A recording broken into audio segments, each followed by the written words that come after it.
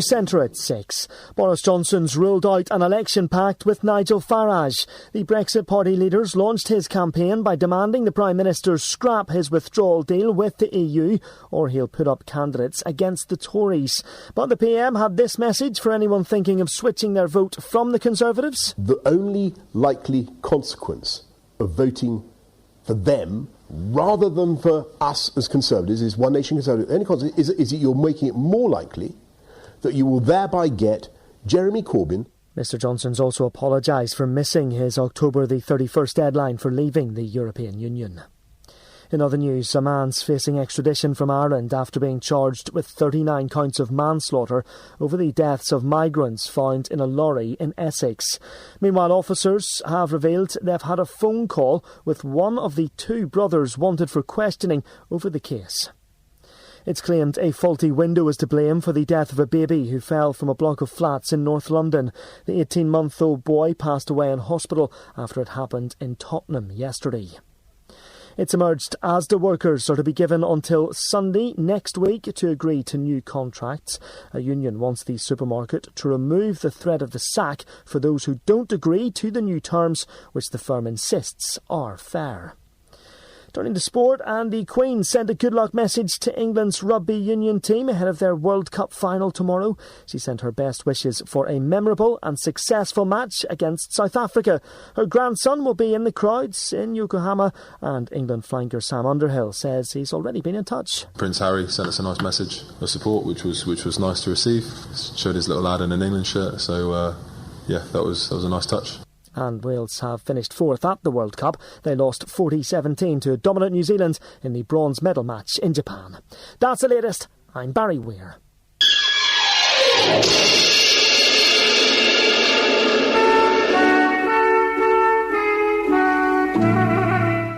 This is Bristol. It's Friday, 6 o'clock, and welcome to BCFM's Politics Show.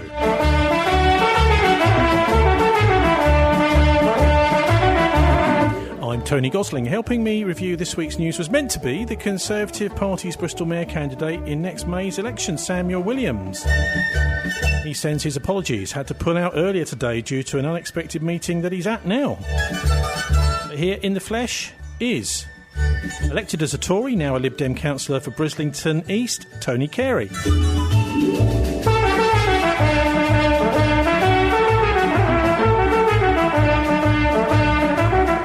We're also joined by Bristol Van dwellers Rhiannon Bissau and Becky Jesson.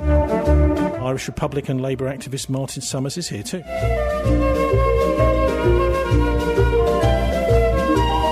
After the US-owned Comcast News at 7, general election terror attacks. Well, we had 3: Westminster Bridge, Manchester Arena and London Bridge in the run-up to the 2017 general election. So why do terrorists choose to do their attacks during election campaigns?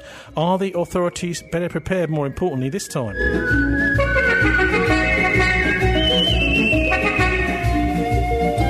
Advocating terrorist attacks against their own Israeli state. Well, this was terrorist attacks. The B'nai B'rith in the United States had to expel members of their group, the Israeli pressure group, in the early 1990s for actually advocating terrorist attacks against their own state. Plus, we go back to look at the history of war and terrorism in the young Israeli state between Zionist terrorists and the British Army.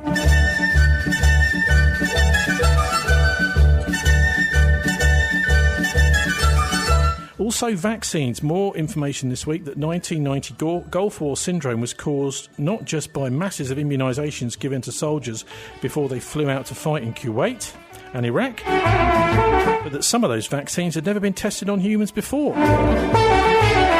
Were the soldiers, in fact, guinea pigs? What are the implications for the scores of vaccines given to every newborn child today? Is there a profit motive behind compulsory max vaccination? And why are so many mums trusting to natural immunity rather than injections? Are they being demonised as anti-vaxxers for doing what they believe is best for their children? And also the JFK assassination solved, but then the CIA tried to kill grassy knoll hitman James Files twice.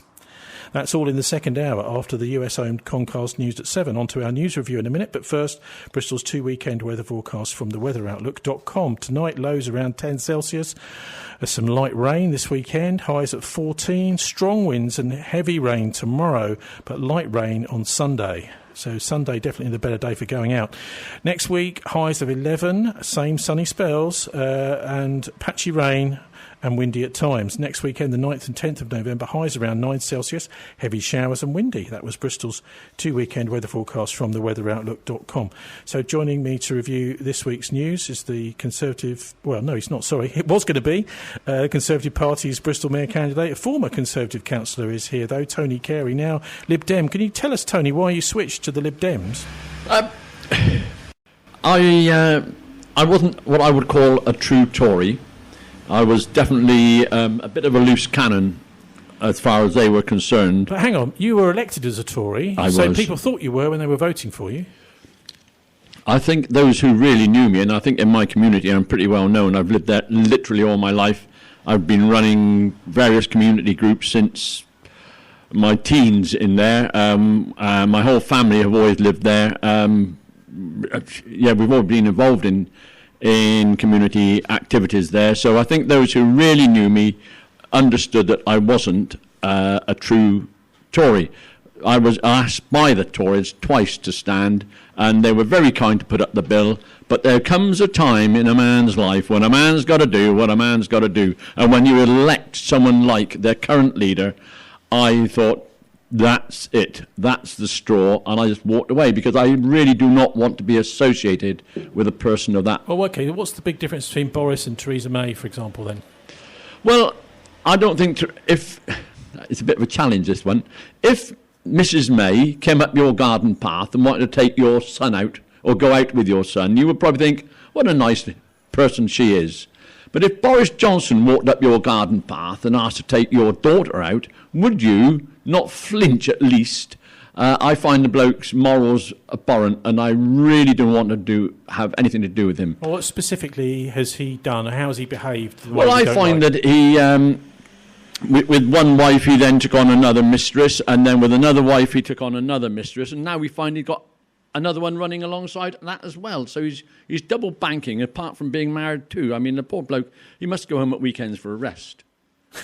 So we've got an announcement this week of a general election, Tony. So yes. Which way will you be voting now? There's only one way to vote now. Sorry, do you want a specific? I should be voting for the Lib Dem candidate. But let me also say that we are able to identify that, we aren't going to be the senior party or the biggest party in Parliament at the end of this general election. What we do expect, though, is to win sufficient seats to make our presence felt. Old Labour Oxford economist Martin Summers, or Republican activist, we don't know quite how to describe you these days, but anyway, what's your thoughts about this? Because the Labour Party is sort of caught between two stools in this general election, isn't it? Well, I mean, obviously, because the bigger a party is, the more difficult it is to hold it together. What is the Brexit policy for the Labour Party? Well, the Brexit policy is fairly clear. I mean, there's going to be some kind of a deal done, either this one that's on the table or another one, probably a softer version of Brexit, and then that will have to be put back to people in a vote, so they can choose between the deal or Remain. And personally, I think if you've got a sort of deal that's basically the same as Remain, apart from just changing the names, you might as well just Remain. And that would be my view, and that's probably the majority view in the Labour Party. We'll be talking about the election a bit more. General election announced this week, a little bit later on, but I'm also joined in the studio by Rhiannon Craft and Becky Jesson. Hi, you two. And you are both travellers, and you're involved in really helping to push the case for people living in vehicles in the city. I suppose the first obvious question, and I'll ask you one by one, Rhi, you first, is why live in a vehicle? It's so insecure. Most people want to live in a house. So people live in vehicles for lots of different reasons. Some people have quite mobile lifestyles, so that means they need to move around a lot, so being in a movable dwelling's much more suitable. Other people are choosing it as an alternative form of housing that they can actually afford in a city where house prices are getting really high up. Some people also like to live on sites, which is quite a different dynamic really to a shared house, for example, where you have your own private dwelling within a communal space. And there's so many reasons I couldn't really go into now. For me personally, it was more the site dynamic that I really liked, having spent a lot of time on site as a teenager. So that was my reason personally, but I'll pass to Becky because she's a bit different. So my reason really was because I was really keen to have my own home. I was fed up of being in rented accommodation, which was extremely expensive and never really feeling like that was home. You're very limited as to how much you can make that your own home.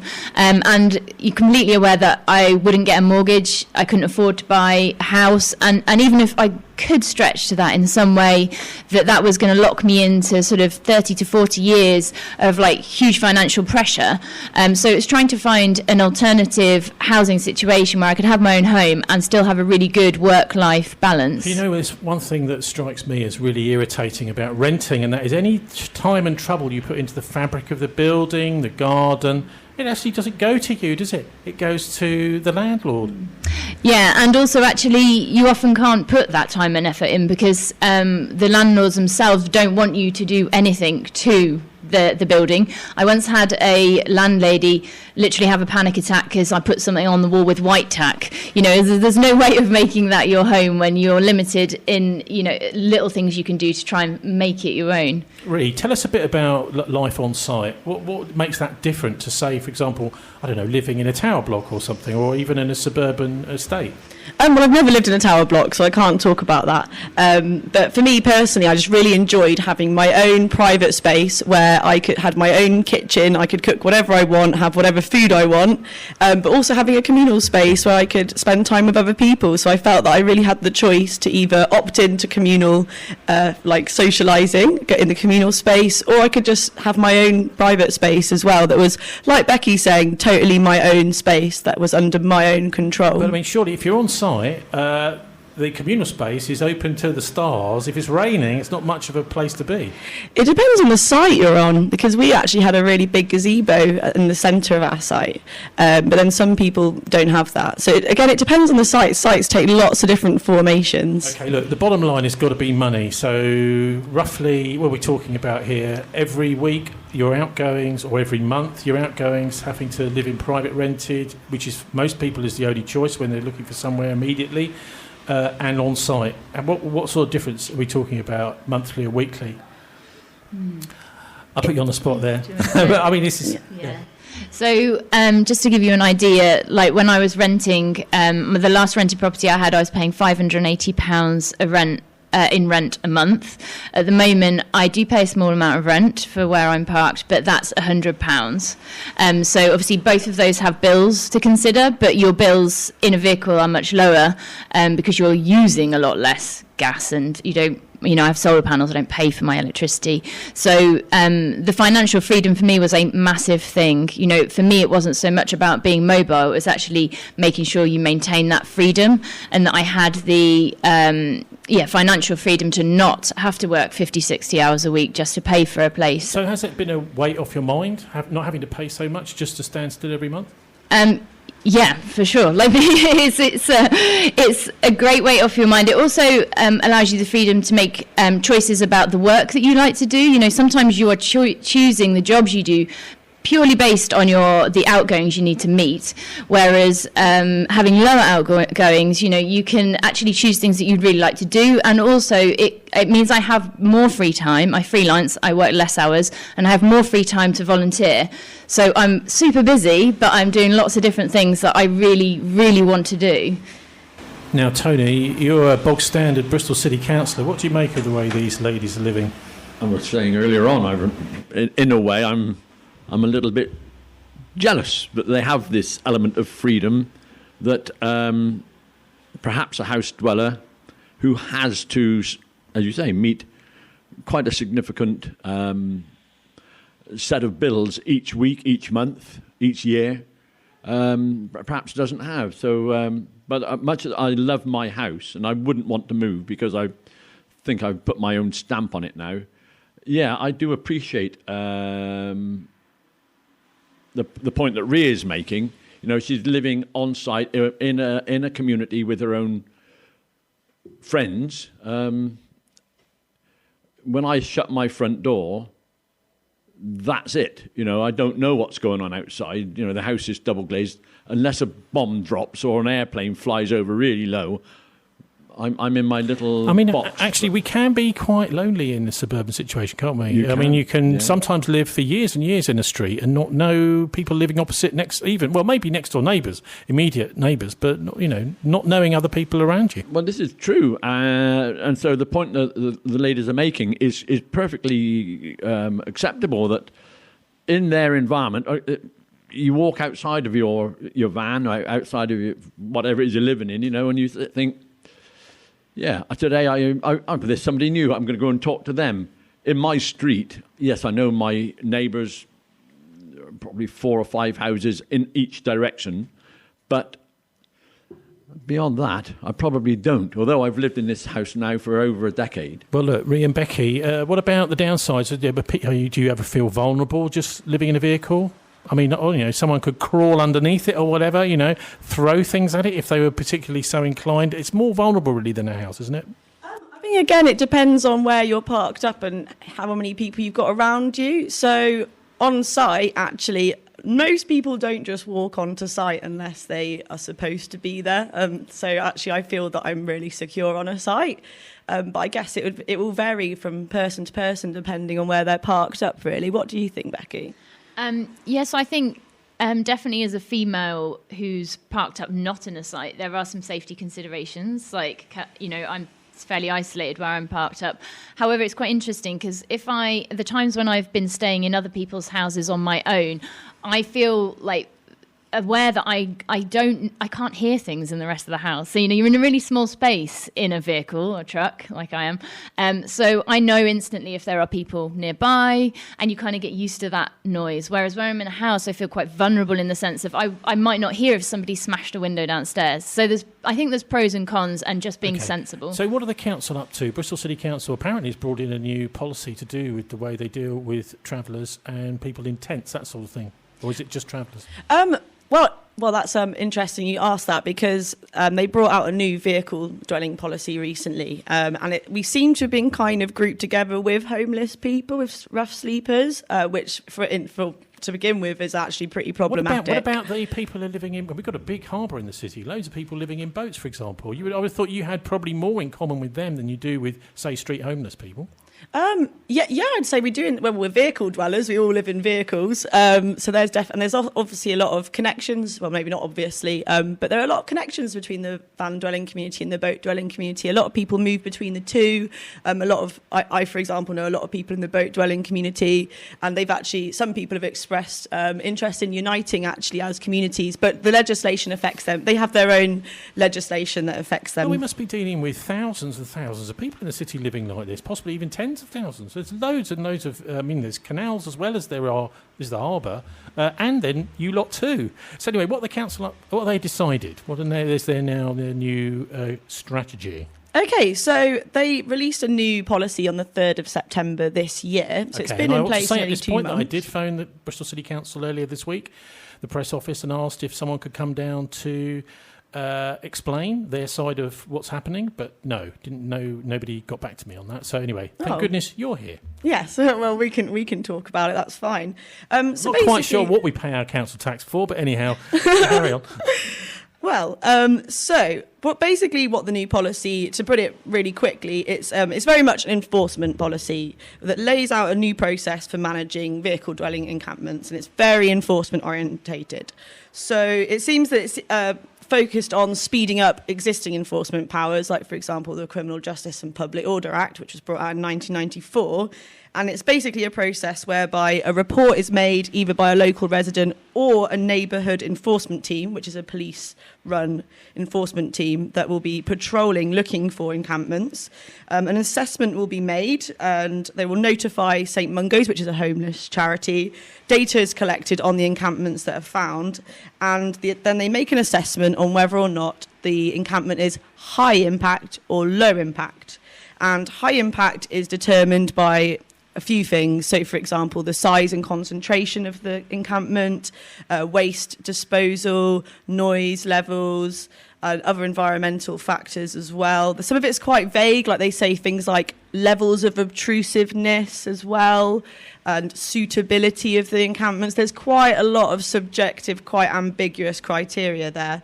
And basically, the way that the policy then is carried out depends on whether or not it's considered high impact or low impact. OK, well, I had a chat to the police as well, who were much more cooperative and helpful. They came back and said, well, we do have a joint programme with the council, a new joint policy. We are the junior partners in that. The council will take the lead. But the police's attitude is basically, unless there's public order issues, we're not really interested. Now, it's very easy for the police to say that to me over the phone, but it might be that they do get involved if they're told to, specifically by council, say if someone's making complaints and things like that. Well, I spoke to the neighbourhood enforcement team last week, and they said that they've already issued 7 notices, so eviction notices, using this new policy since the policy was carried out. Is that the police or the council? The neighbourhood enforcement team, and they are a police enforcement team. Yes. So it has been used, and they've also made 2 injunctions, which effectively bans people from carrying out a certain activity, which in this case is living in a vehicle in certain areas. Sorry, in this case, it's living. Yeah, you could put it like that. Yes. OK, so how did they arrive at this policy? Did you guys get consulted or anything? No, so our understanding of it is that it's essentially the council's reaction to a lot of pressure from the media.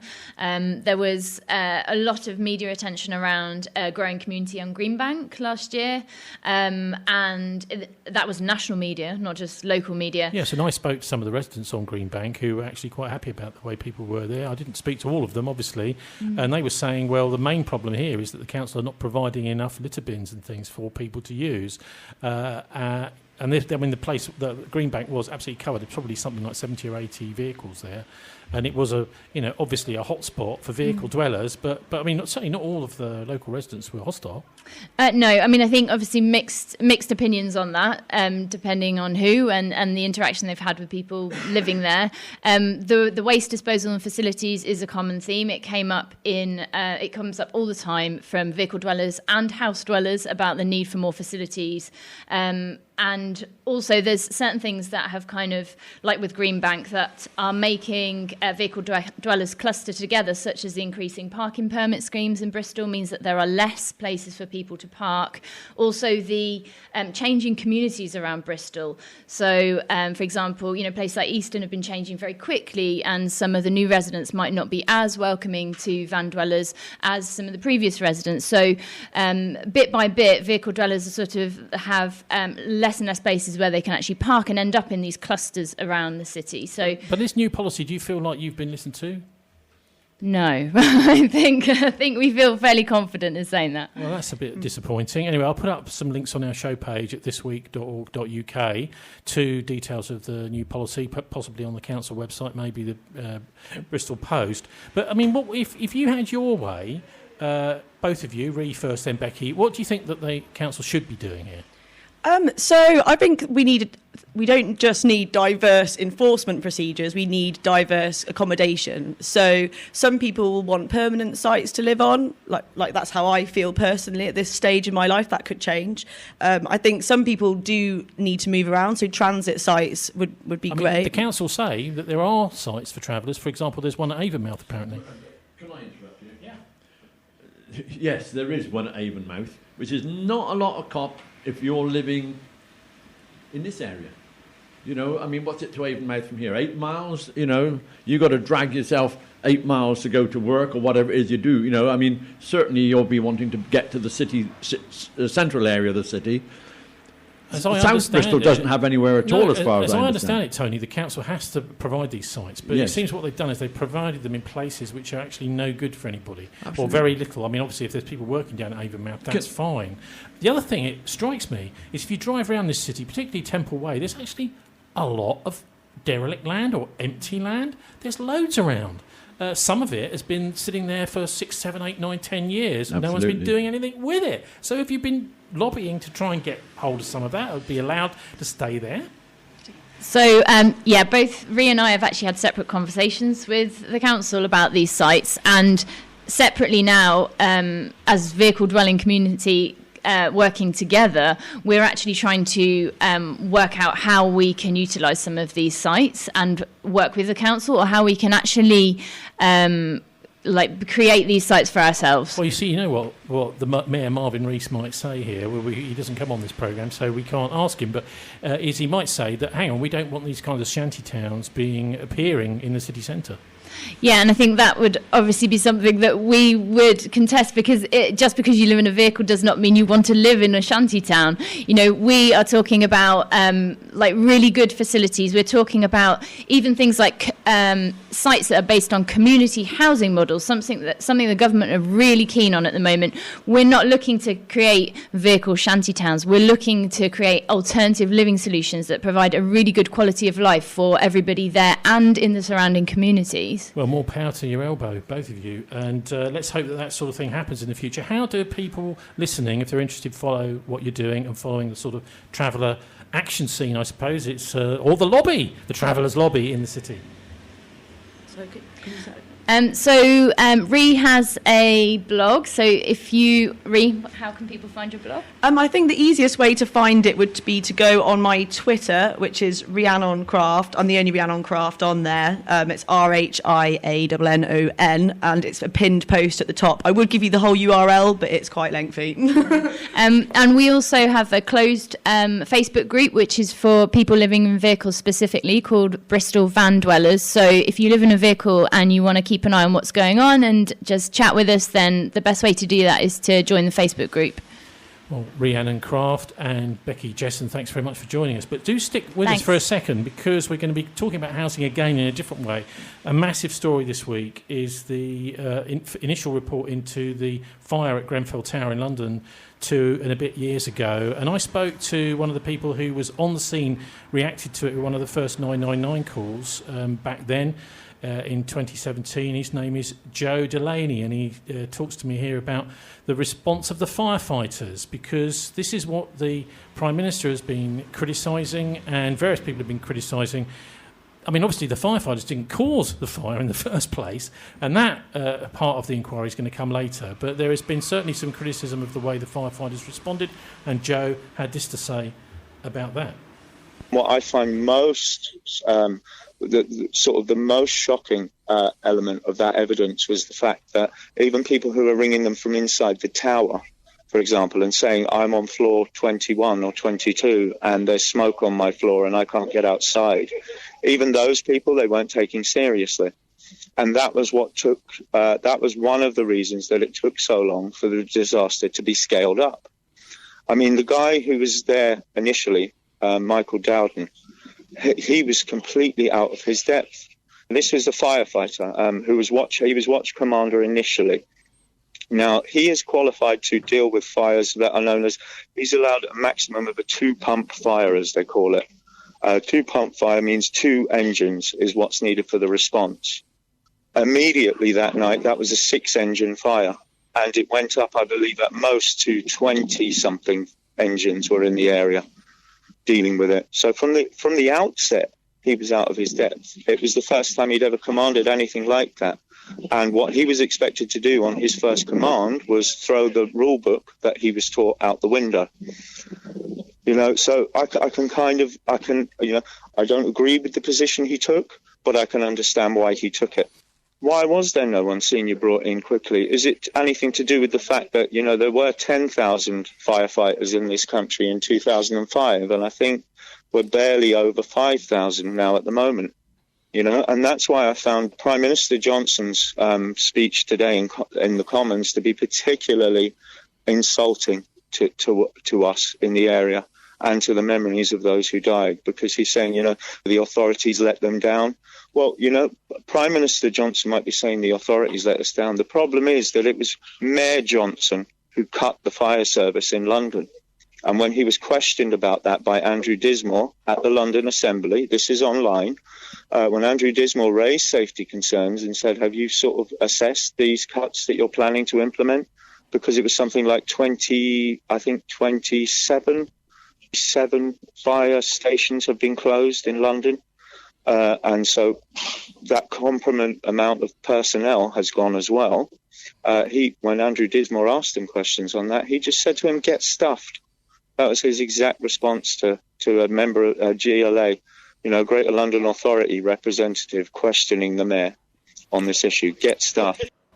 Tony, this is your Boris that you're complaining about. That was his reaction, apparently, and we'll hear it actually in a minute. I've got a recording of him saying that. Doesn't sound like a very sensitive way to react to cuts in the fire service. Boris Johnson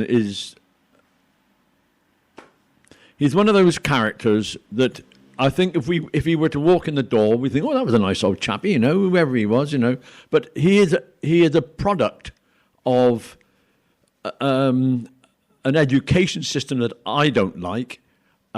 He is a product of a family, what's the word I'm after, dynasty that is there to promote the Johnson brand. He is not a person who has ever in his life taken any training whatsoever in how things are done on a community basis. Yeah, but he is elected and he's now Prime Minister. Yes, but can I assure you I didn't blooming elect him. Martin Summers, what do you say? Tony's talking here in a way about the whole Eton Bullingdon Club set, isn't he? Well, I went to Oxford University, but I didn't go to the Bullingdon Club because you've got to go to Eton as well if you're going to be in the Bullingdon Club. Well, I mean, Didn't they ask you? No, that's right. They didn't ask me, Tony. I don't suppose I'd have said anything.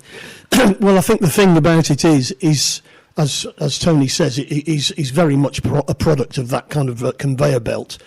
And of course, the other thing, I'm quite angry about the fire brigade being put the finger on them there, because in actual fact, they risked their lives that day to do the best they could. And of course, that block was designed in the 1970s to have no cladding on it, and therefore to be a concrete block. And Fielding Mellon, who was the guy in charge at the Kensington Council, another silver spoon Tory, decided they were going to put cladding on it, basically to keep the house prices up in the area. Yeah, because that's what Kensington is. It's a very, very posh area. It makes Sneyd Park look positively down market. And of course, the cladding was all wrong, and the fire brigade are working on the presumption that the building is supposed to be unclad, and therefore you keep people in the rooms because it's not going to spread. The ultimate problem, it seems, would be the fire service cuts, because they said there was no senior person available to actually take on that fire. Well, even if there had been a senior person available, the standard operating procedure was to leave people in the rooms. And of course, we now know not to do that, because there's loads of buildings around the country which have got cladding on, which is flammable cladding. That's still it's still there, and Joe talks about this in the interview, full interview, which you can hear next Tuesday lunchtime from 12 till 1, the dialect programme here on BCFM. He goes into a lot more detail. But look, Rhiannon and Becky are still here. Are you glad that you don't live in tower blocks after what happened there? I mean, what do you make of what lessons might be learned from Grenfell? It's a really interesting situation where I feel like, our top politicians are having some sort of bickering match and just playing a blame culture. And it just seems, I just can't believe really that you can run a dogma of austerity and then not accept the consequences of those cuts to services. And, this is not a bickering match, this is people's lives. And if you're going to cut services and you believe in that dogma, then you have to accept the consequences of that. Yeah, I completely agree, Becky. And it's another classic example of blaming individuals for broader structural problems, which we see happening a lot, unfortunately. And I think also considering, as people who live in vehicles, we quite often have people telling us how lifestyle's unsafe. But I think actually cutting services is unsafe. Another aspect. Oh, sorry, Tony. Yeah. Well, the point I'm going to make there, in Bristol we have any number of what they call high rises, anything over it's 5 or 6 floors, none of which, none of the council local authority properties are clad in this manner at all. And the fires we have seen in Bristol have all been contained exactly as the building was designed. We had one in my local high-rise, just a few streets away from me the other month, or maybe it's probably getting on for a year now.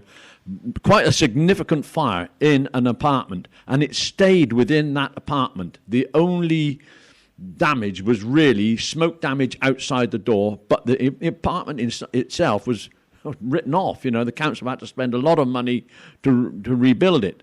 But the whole block was secure, and the folks just stayed where they were. They knew that in Bristol, the high-rises are safe. There are, unfortunately, high-rises in Bristol that have the wrong stuff on. But one of the things that Joe was saying is that nobody now believes this stay-put policy anywhere in London, certainly. I don't know about other parts of the country, but if there's a fire, they're going to get out as soon as they possibly can after what happened at Grenfell. It means that the official fire policies have basically been ripped up and thrown in the bin because of what happened there. So the problem is now, when we have a fire, let's say we've got an 11-storey block of 11-storey block, maybe let's say 6 apartments on each block. So potentially you have 120, 180 people all rushing downstairs with the fire service are trying to get upstairs. And that's one thing. And then you're going to have 180 people uncontrolled running around, I'm using that metaphorically, outside the building.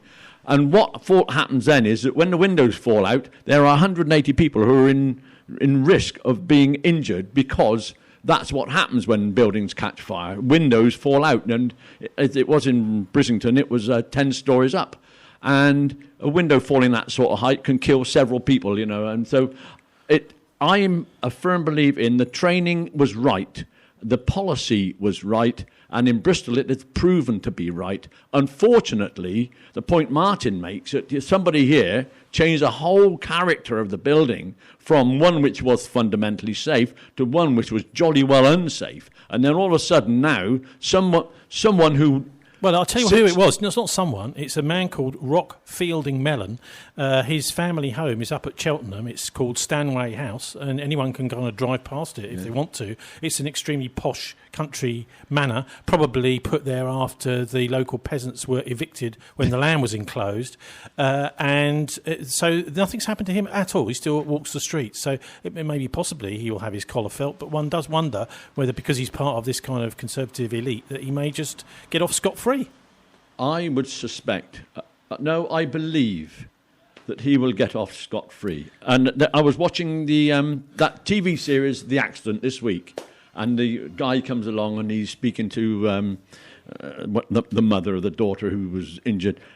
And he was rattling off all these major catastrophes we have experienced in Great Britain over the last 50 years, and all the number of people who have been brought to book for this. None. Well, that's right. Joe says the corporate manslaughter laws are totally inadequate. Anyway, before you go, Rhi and Becky, one of the things that I found quite irritating was the way that the council, maybe it's the police, maybe it's the council, anyway, somebody is talking about there being mental health issues around living in vehicles, where actually, from what you've described to me, not having to find £1,000 a month just to sit still and go nowhere actually might be quite good for your mental health. And we hear these stories all the time from ourselves. We know, we understand this, but also people will tell us these stories of, we were working 50 to 60 hours a week to try and pay for a damp, awful flat in Bristol. It was destroying us. I was depressed. I was suffering from anxiety. I moved into a vehicle, new life. So I'm not saying that's always the case, but I don't think it's fair in any way to assume that you're going to have poor physical or mental health because you've chosen to live in a vehicle. To continue on that, for example, me personally, my mental health is much better when I'm a PhD student. I actually can just do my PhD and do a little bit of work every now and then on top of it, rather than a lot of people I know that are paying really high rent prices will be trying to do a PhD whilst doing all sorts of other jobs on top, and that's obviously not very good for your mental health. I'm thinking about Bristol University and its student suicide record as well, because it's the worst in the country. And if you're actually trying to to do your studies as well as trying to make money, and you're having to pay the sorts of rents that many of these students are very, very high. Maybe they should be thinking about van dwelling. I mean, I think there's maybe something wrong with our society. It's this time of year, isn't it, where apples are on the trees. I mean, where's he going with this? Where apples are on the trees. I picked a whole load of apples the other day and just left them out on the street because you think, well, there's something for somebody there. Why can't everybody just have what's around? For goodness sake, there's loads of land. Why can't you guys have the land? There's loads of apples. In fact, many of the streets you drive down, you'll find them all lying in the gutter and rotting away. Why can't people just go and take those and have them? We've got in Brislington again a trading estate with good access to a good bus service, and some of these estates or some of these sites haven't been active for decades, and they're just being sat upon by some entrepreneurial development company. You know what? They're speculators. That's the word I'm after. And they're speculating on this, and nothing is going to happen to these until eventually someone in College Green says, let's develop Brislington Trading Estate into a housing estate. And then this land will suddenly, miraculously become available. I give Paul Smith and his crew the due in as much that they are endeavouring to force these people to sell, by going for compulsory purchase orders so that good housing can be built. But I think that also we should be looking at we shouldn't be looking at 3 and 4 bedroom houses. We should be looking at 1 and 2 bedroom houses. So that old codgers like me who live in a 2-bedroom, okay, it's only a 2-bedroom one, but I can move to somewhere that is nice, somewhere that is smaller, and my house then becomes available for folks to buy and bring the market down. Yeah, and just to add to that, I mean, I think this is sort of tapping into a much deeper issue about land inequality in England. England has the most unequal land distribution in the whole of Europe, and I think it's about time that we start facing up to that and the roots of it. There's some interesting books, one called Who Owns England, and this is a topic that we don't have time to discuss now, but I think it's really, really important to remember how unequal our land distribution is and the roots of that. I mean, ultimately, we could be looking at people, speculators, buying land and there being nothing left for the rest of us. They're just using it as money in the bank. Anyway, listen, fantastic. Rhi and Becky, thanks ever so much for coming in. And we're going to give Tony his big treat now, which is Boris Johnson saying what he thinks about the fire service cuts. How can cutting fire stations, cutting fire engines, cutting firefighters' posts not be a reduction in fire cover? Because we're improving fire cover, as I've said several times. And by continuing to reduce deaths from fire and continuing to reduce the incidence of fire. That is the name of the game. It's not about... You lied to the people of London in your election. Oh, get stuck. Well, there we are. Boris Johnson, as you say, telling people to get stuffed in his inimitable manner. OK, but there's a general election been announced this week, Martin, and Yes, it looks like he's doing very well in the polls. I've got a poll from the iPaper right here in front of me. Boris Johnson, Best Prime Minister, 32%. Jeremy Corbyn, 13%. Joe Swinson, 11%. Nigel Farage, Brexit Party, 9%. Projection of the general election result right now is the Conservatives will win a majority with 354 seats. Labour will get 195 and SNP 48. Now, it's not looking good for Jeremy, is it? Hang on, Martin. He got bounced into this. The Lib Dems and the SNP said, OK, we'll have an election, and Jeremy Corbyn had to go along with it, didn't he? Ultimately, yes, there were political reasons. Well, I mean, I personally think he should have just hung tough and not gone for the election. But if you're going to, it's too late to say that now. There is definitely one going to happen. And, of course, don't forget that he started off with even worse poll numbers last time round. And, of course, Boris Johnson, as we know, is quite capable of imploding when he's under pressure. Well, I think that's a jolly good way of putting it. An implosion is jolly good way of putting it. Boris Johnson, as we know, back in the days of the referendum, wrote 2 theories. What he was going to do if the Brexit deal was passed or if it failed. And he just, I'll take that plan out and off we go. I was going on about my military service earlier on. I've met plenty of Boris Johnsons in my military time. They are a product of their families and their wealth. They haven't a clue about leadership in any way, shape or form. Boris has shown his true colours by how he reacted to Theresa May when she was asking for his support. He's shown his true colours, and he shouldn't be surprised when the Conservatives now look around at him and react similarly. One of the big supporters of Jeremy Corbyn has always been George Galloway, Martin, but he has a few harsh words for Jeremy Corbyn's present policy. He thinks that he's trying to explain anyway here, why Corbyn and the Labour Party are so low in the polls. Emily Thornberry, Keir Starmer and John McDonnell all addressed on a platform with Michael Heseltine, who shut down the coal mines in Britain, all announced, A, that Labour is a Remain party, which its conference decided not to say, and all demanded a referendum on Boris Johnson's deal, a complete brazen defiance of their own conference policy of last month and of their own shadow cabinet policy of last week, because both of these demanded a general election first, then a Labour deal, which then Jeremy Corbyn would remain neutral on. He's lost control of the Labour Party. Well, I don't see where George is going with that, because in actual fact, that is exactly what's happening. There's a general election first, and the policy is to have a referendum on the back of that with a deal, not necessarily Johnson's deal.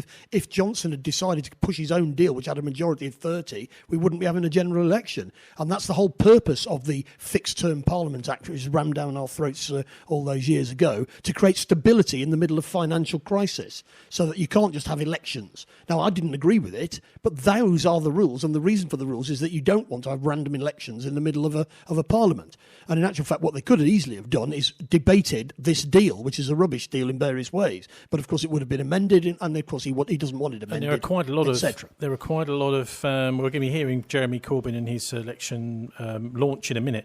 There are quite a lot of people in the trade union movement, Martin, who think that actually we would be a lot easier to do all the nationalisations that Jeremy Corbyn's talking about if we're outside the EU because of their state aid rules. Well, I think you'll find that the trade union movement is there's a small Leave section, but the TUC, Francis O'Grady and the others have all been very strongly Remain, I'm afraid. Yeah, well, that's fine. But what about the actual unions themselves, the rail unions? Do you remember Bob Crow? He was very anti-EU. Yeah. Well, he's got a new guy taken over from him now. Yeah. So let's have a listen to him.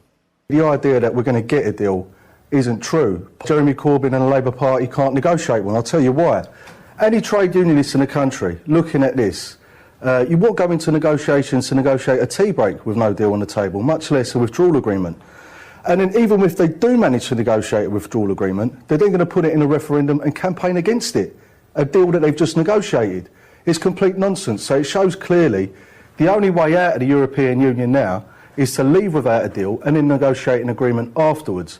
And it's worth noting, when we talk about trust in politicians, we elected this group of Labour MPs on a ticket of respecting a referendum. There isn't a single socialist policy in a manifesto that wouldn't come up against or be prevented by a membership of the European Union. In my industry, we can't renationalise the railways because of the EU Fourth Rail Package. We couldn't take the post office back into public ownership for the same reason. We couldn't take all of the outsourced council services back in-house because of EU procurement laws. We couldn't take contracts in the NHS over €750,000 back into public ownership because of EU procurement laws. So I don't want to return to a Labour Party where we're just going to go back and do public spending like the Blair era. I really want to change the country. You can't do that in the European Union. Nobody's going to negotiate a deal. But you're comfortable with no deal? Well, it's the only way out, you see, because think about it from this perspective. They want us to enter into a negotiating scenario where there's no imperative on either side to negotiate a deal. I don't know if you've seen the film The Godfather, when he says, I'll make you an offer you can't refuse. Well, having no deal on the table is like walking into the room and saying, I want you to make me a deal I can't refuse. Okay, a quick response. And then they're going to campaign against it. So I'm not quite sure what that chap's name is. He's, I think, Assistant General Secretary of the Rail, Maritime Transport Union, Steve Headley, Martin. Yeah. He's making a pretty strong case. So he says, look, my industry, Jeremy Corbyn can talk all he wants about renationalising it, but unless he's out of the single market, he's not going to be able to do it. It's simply wrong. At the moment, we're part of the single market, obviously. That has within it restrictions on state aid and state spending. That has pressures on it through the European Union to privatise rail, for example, and other services. I think we have to be quite careful about the powers we need as national governments. You mentioned state aid. Can you give me an example of the kind of thing you would like to do that membership of the EU stops you doing? I would have wanted us to intervene immediately on SSI Redcar when the steel industry was in a crisis at that time. The government claimed there were issues of state aid. We disputed that at the time, but I would also want to say that we would want to be able to invest in industries. Don't forget, even the Tories are going to talk about they're going to put the rail industry back in public ownership or into not-for-profit. What about council services? He talked about council services. Let me just talk about the rail industry in particular. It's all done on franchises. So all you do is you don't renew the franchise. That's what happened with the West Coast main line. But then apparently, if another company comes along and makes an offer, you have to consider it. The EU procurement rules are a problem. But there'd be if you think that having Boris Johnson and Nigel Farage running it would lead to a situation where they are going to renationalise stuff, this Lexit position is wrong. I don't think Steve Headley is saying. No, I know, so is he going to vote for Farage and no deal, or is he going to vote for? Or is he going to vote Labour? Well, I imagine we'll vote for a Labour MP. Well, in that case, he's got to go along with the majority view, which is that we can't just. We've been in the EU since 1973. We can't just throw it over. What do you make about this business of state aid, Tony, and the EU? My thoughts on that, bear in mind, I will confess not having been totally up to speed on this at all, but what I understand is that the strong traditional Labour areas voted quite overwhelmingly to leave.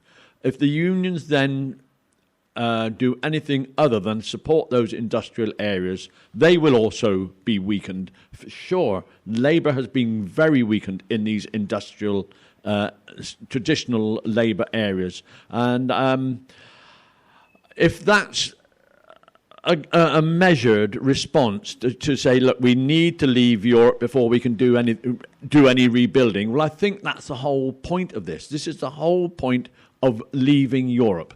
We perceived that we had lost sovereignty. We had lost our ability to make our own laws. In actual fact, that isn't exactly true at all. But this is the perception. So let's get out of Europe one way or another. Now, that's not the Lib Dem point of view. That's my personal point of view. Well, Tony, it's good for you to confess that you're not agreeing with your party on everything, which is quite refreshing, actually. The Labour Party launched their election campaign this week, or we'll probably have Conservatives next week and others, Brexit Party today. But let's have a listen to some of Jeremy Corbyn's speech. Friends, today is the 31st of October. It's all right, I'm just passing on information to you at this stage. The day that Boris Johnson promised we would leave the EU. He also said he would rather be dead in a ditch than delay beyond today. But he has failed, and that failure is his alone.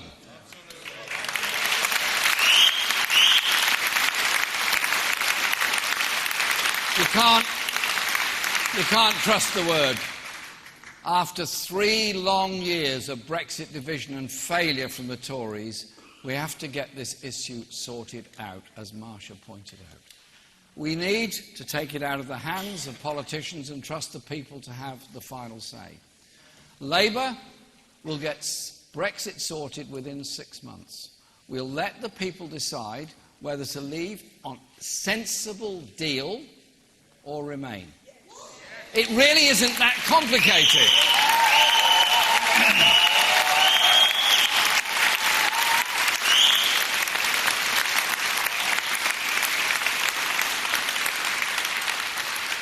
And we, a Labour government, will carry out whatever the people decide, so we can then get on with delivering the real change that Britain needs after years of Conservative cuts to vital services and tax handouts to the richest.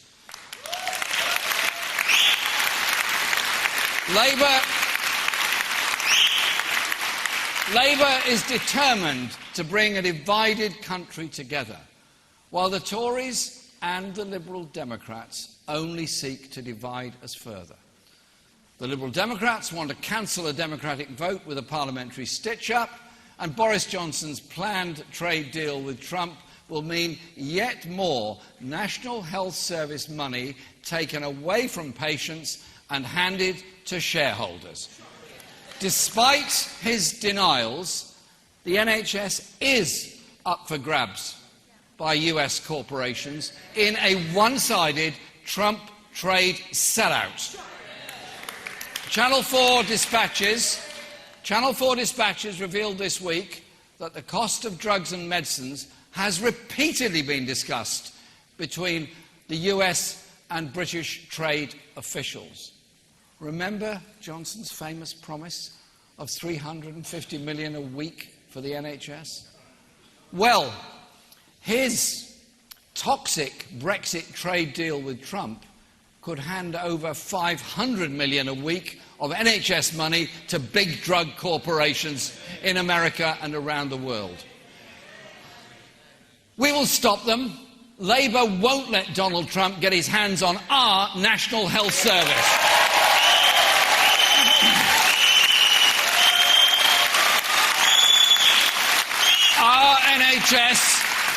Our NHS, created by our communities and brave people that campaigned in centres like this to get an NHS, I simply say quite bluntly to everyone, it's not for sale.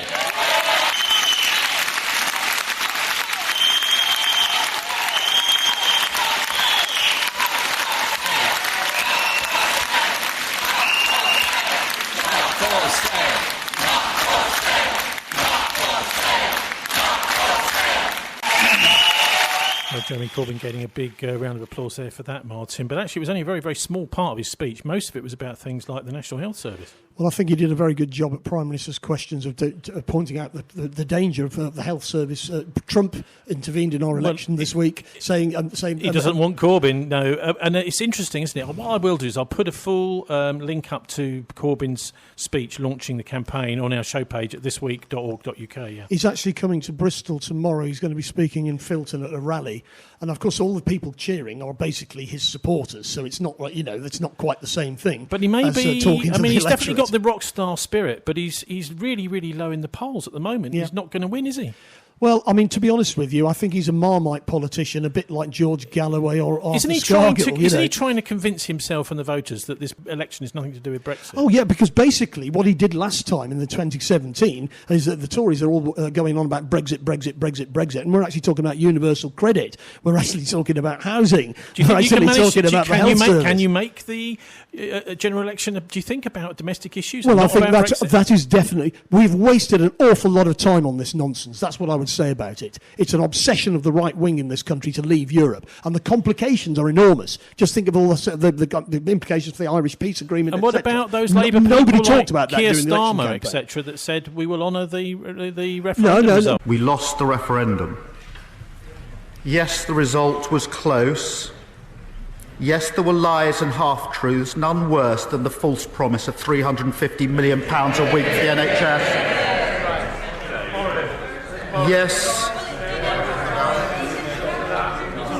Yes, technically the referendum is not legally binding, but the result was not technical. It was deeply political. And politically, the notion that the referendum was merely a consultation exercise to inform Parliament holds no water. When I was imploring people up and down the country to vote in the referendum and vote to remain, I told them their vote really mattered, that a decision was going to be made. I was not inviting them to express a view. And although we are fiercely internationalist and fiercely pro-European, we are in the Labour Party, above all, Democrats. Had the outcome been to remain, we would have expected the result to have been honoured. And that cuts both ways. A decision was made on the 23rd of June last year to leave the EU. 2/3 of Labour MPs represent constituencies that voted to leave. 1/3 represent constituencies that voted to remain. This is obviously a difficult decision. I wish the result had gone the other way. I campaigned passionately for that. But as Democrats, our party has to accept the result. What we said is we are going to honour the referendum result. We're going to get a deal, and then we're going to have a vote on it. Just as a trade unionist would say, we've voted to go on strike. We're on strike. We've got a deal now. Do you want to accept it, membership? Well, I also spoke earlier this week to NHS Dr. Bob Gill, who's absolutely convinced that the National Health Service is being stealthily privatised. Generally speaking, anybody with a public service ethos who still believes in the NHS should be a public service, free at the point of use, funded through taxation, they are no longer there. Can you think of anybody in senior management who truly believes in the NHS? The rhetoric is there, but the reality is anybody who's a potential obstacle within the senior echelons of the NHS has gone. Even at a more local level, there's a continual turnover of senior managers. They come into a hospital trust or a clinical commissioning group. They're there for 2 or 3 years. They push through their cuts and closures and reforms, and then they move on, never to have to witness the consequences of their actions. And this is quite a deliberate policy. Without the compliant and fully complicit senior management across the NHS, none of this would be possible. I'll give you one name, Mr. Simon Stevens, who was formerly Tony Blair's health advisor. In 2004, went over to United Health, spent 10 years there, left as the president of Global Expansion in 2014 to become chief executive of NHS England. And all the reforms he's putting in, all the restructures he's putting in are modelled on the private insurance line. So if there was any exponent of the revolving door that needs everybody's attention, it's him. Well, it's interesting that he's been working for a Labour government, because I understand that Sir Oliver Letwin, he's a Conservative MP and has been involved in the whole Brexit business quite centrally. He penned a document which proposed a way to privatise the National Health Service. Yes, so Letwin not only wrote a pamphlet on privatising the NHS called Britain's Biggest Enterprise. That was back in 1988. He also wrote a book called Privatising the World in the same year. And that set out how to break up and asset strip all the public services and all the public utilities. And most of that has been done. The NHS has been the hardest to do because it's so beloved and trusted of the public. So it's taken them a lot longer to achieve what they wanted to achieve with the NHS, but we're nearly there. In fact, Letwin was caught off guard in a meeting and said within 5 years of the next Tory government, the NHS will be privatised. And he said that it should have all been over by 2015 if you take him at his word. It's taken them longer than expected because there has been a pushback with campaign groups fighting for their local hospitals and others raising concern. But you're exactly right. The blueprints were written by Letwin, John Redwood, and also the think tanks like the Adam Smith Institute, who wrote a paper called The Health of Nations, again, outlining how to get from a public service to a fully privatised insurance-based system without too many people noticing. So that's a Blairite there, Martin. It's apparently taking over the whole of NHS, and he was one of the people that started the whole PFI process. Well, indeed. I mean, as you know, hospitals are tied into these ridiculous contracts, and it was a lot of them signed during the Blair-Brown era. Ridiculous. Why did we do that? Yes, so the NHS is going to be privatised. One of the things is also the main person behind it all is a chap called Sir Oliver Letwin, who's standing down at this general election. He's one of the big cheerleaders for Remain in the Conservative Party. Well, who's speaking? Sorry, go on, Martin. I mean, yes, but I mean, the point is that the Brexit debate has split faces people all over the place. I mean, George Galloway, for example, voted against independence for Scotland. That's why he doesn't stand in Scotland anymore, because the Scots don't really so like Oliver it. Letwin seems to think that leaving the EU would allow the British people to have more control over the National Health Service. Well, Oliver Letwin is in favour of Boris Johnson's deal. I am not. He is. Basically, the real problem of the stealth privatisation of the health service has been going on for years. But you saw what happened this week when Trump phoned into Farage's phone programme. Okay, so final point. We've got a diesel zone coming in, apparently. Tony, what on earth is that about? And the mayor doesn't really seem to know. That's a right old Horlicks, that is, I'm telling you. We took the extra time before we announced the scheme that we're pursuing to take all that into account. So what I'm saying is, these are not the questions. You're not revolutionary to us. No, I know, but Mark, what's the solution? I know you've taken time to think about it, but are you going to allow my delivery man into Bristol in his van? Well, that is now the next stage, and we've got a process we need to work through. It's just legally bound up as well.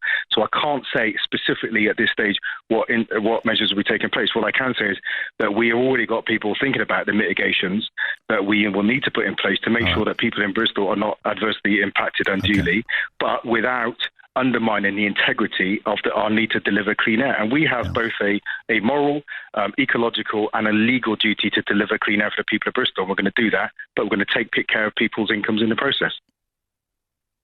It's absolutely ludicrous. Now, what he's trying to do is ban diesel vehicles from a certain small area of the city centre. Now, well, it's from Hotwells all the way up to Cabot Circus, isn't it? And there's a little, Temple Meads. I'd say small. I mean, when you consider that for this to be of any use, you need a much larger area. You need an inner ring road that allows people to get around the city centre easily. You need an outer ring road where we've got neither a complete. And are you really now going to say, right, you're delivering, you've forked out your hundreds of thousands of pounds, something goes wrong with your electric vehicle or whatever vehicle it is. This is, I mean, potentially an election loser for Marvin Rees. Anyway, time. Thanks to our guests. That was elected as a Tory, now Lib Dem councillor for Bristol East, Tony Carey.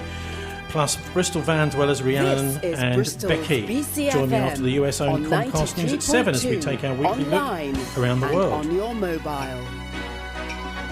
BCFM is an award-winning community radio station for Bristol, bringing you national news on the hour. Live from the Sky News Centre.